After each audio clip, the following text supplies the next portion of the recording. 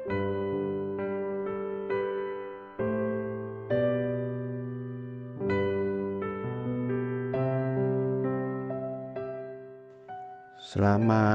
malam Bapak Ibu.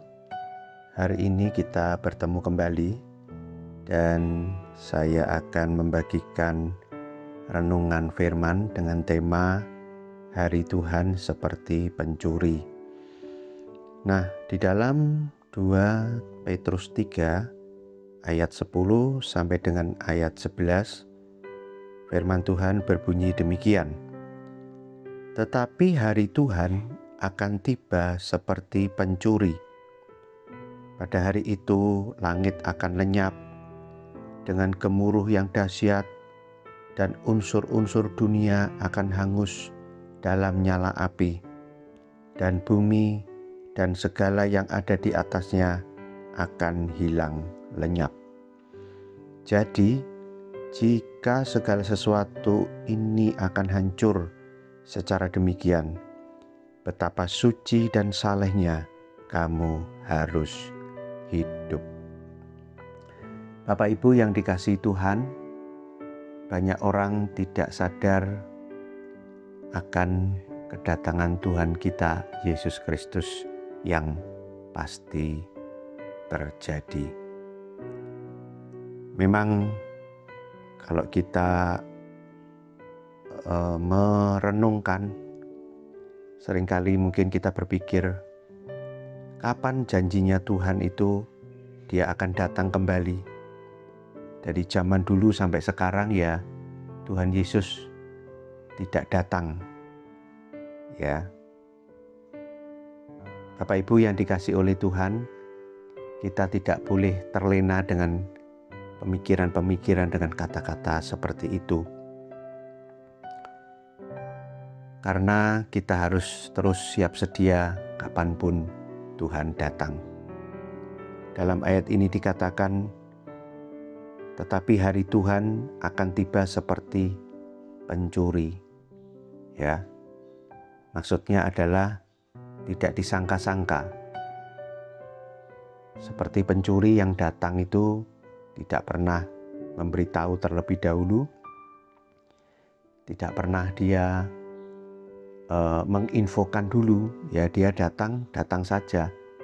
Ya, bahkan pencuri datang di waktu yang tidak disangka-sangka oleh pemilik rumah. Nah, seperti itulah kedatangan Tuhan kita Yesus Kristus. Dia akan datang dengan tiba-tiba tanpa diketahui oleh banyak orang. Tugas kita adalah dikatakan di ayat 11, kita harus menjaga kesucian hidup, kita harus menjaga kesalehan hidup, sehingga kapanpun dia datang, kita siap untuk menyambutnya. Kesucian adalah satu faktor yang sangat penting yang harus terus kita kerjakan. Bapak Ibu, kesucian dalam arti jangan hidupmu sama seperti dunia ini. Ya, memiliki filosofi yang sama, memiliki cara hidup yang sama. Ya, kalau orang-orang dunia ini mengejar yang namanya ketenaran, kesuksesan, kekayaan, kejar mati-matian, tidak peduli dengan cara-cara yang jahat, tidak peduli, yang penting bagaimana bisa kaya dan sukses. Nah, itu yang harus kita hindari. Mungkin saudara berkata, Pak, aku tidak mengejar-ngejar sampai ya seperti itu. Tetapi yang saya mau tanyakan kepada kita semua, bagaimana kehidupan rohanimu?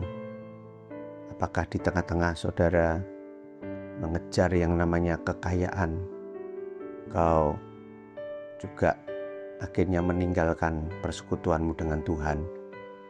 Engkau terus menunda hubunganmu dengan Tuhan, engkau terus menunda ibadahmu, ya engkau tidak serius dengan Tuhan. Itu bahaya sekali Bapak Ibu. Apalagi kalau sudah masuk area dosa, ya kita nggak peduli lagi, pokoknya aku dapat uang, nggak peduli lagi dengan dosa, ya engkau tidak bisa menjaga kesucian hidup, maka jelas itu merupakan satu kesalahan besar atas kehidupan kita. Kita harus betul-betul mempersiapkan hidup ini ketemu dengan Tuhan itu dengan sebaik-baiknya. Ya, menjaga iman, menjaga persekutuanmu dengan Tuhan, menjaga hatimu supaya tetap suci, saleh, menjaga spirit pelayananmu dengan Tuhan, ya.